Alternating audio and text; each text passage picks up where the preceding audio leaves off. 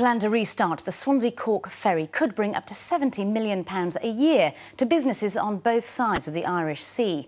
The snag is that its backers need to raise nearly £1 million in a matter of days. Currently, ferry services run from Pembroke Dock and Fishguard to Rosslare. But the route between Swansea and Cork ended in 2006, hitting tourism and the wider economy. The Irish-led consortium behind the deal is asking investors to come up with the money so that they can buy a new ship. Today, they're in Swansea drumming up support for the venture. And our chief reporter, Penny Roberts, is there for us tonight. Penny. Lucy, thanks very much. Well, as you said, the idea for the new ferry service has come from the other side of the Irish Sea. But what's clear tonight that it can't go ahead without support back here. Now, tourism and business leaders in Ireland say they've raised more than two-thirds of the £2.5 million needed to start the service.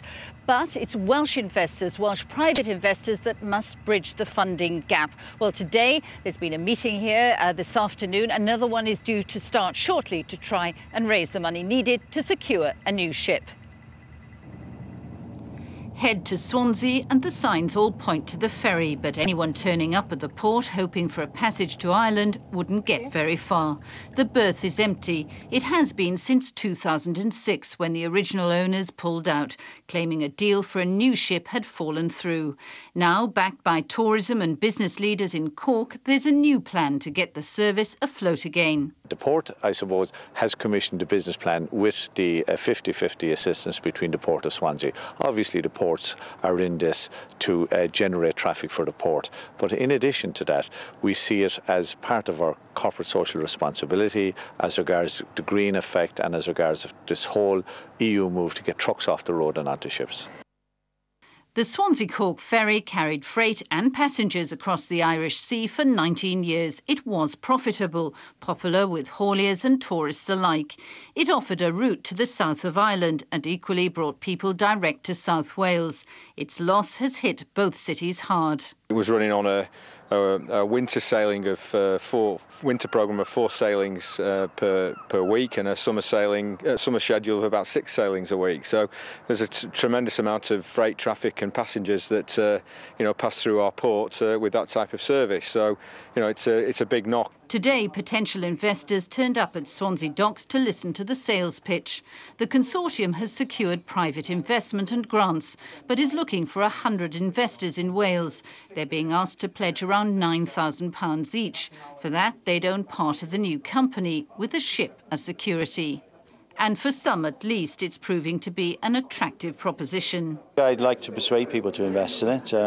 It's certainly, for the area, I think it's definitely needed to have the ferry connection put back.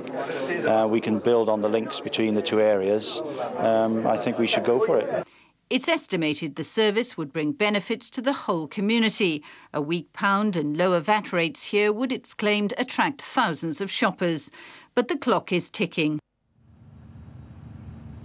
Well, time is certainly running out. The ship, a Scandinavian one, goes under the hammer on Thursday, and the whole deal needs to be sorted, all the finances, within the week. Well, Captain Frank Allen, you're leading this consortium. You're cutting it a bit fine, aren't you, for a multi-million-pound deal? I'm not really. I think the vessel will come free mid-March and could be delivered back to Ireland for mid-April. We need the balance of the fundings to put the project together. We have most of the monies in place already. But because of the financial situation with both the Irish banks and the British banks, we're looking to Finnish banks for further funding. Now, you've been here today in Swansea. How many pledges have you had? Today we've had about 12 pledges, but we're expecting a fairly good turnout this evening. We've also had a lot of pledges on the telephone, and we've had further pledges on the internet. Well, Fiona Rees, you run Swansea Bay Futures, a partnership of councils, authorities and local businesses.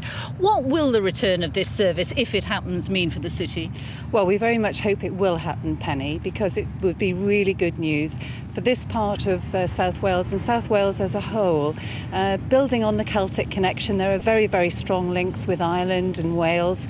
And when the ferry service was here before, it had a hugely important benefit for the local economy from business and a tourism perspective. And of course the euro is very strong at the moment. Would that bring shoppers in? Oh, very definitely. We're a very attractive destination for those who deal in the euro currency. Apart from all the attractions we have anyway, the shopping here and the exchange rate is undoubtedly going to be an attraction at the moment. But I'm sure there will be people from this part of the world who would appreciate the opportunity to get more easily to that beautiful part of Southern Ireland.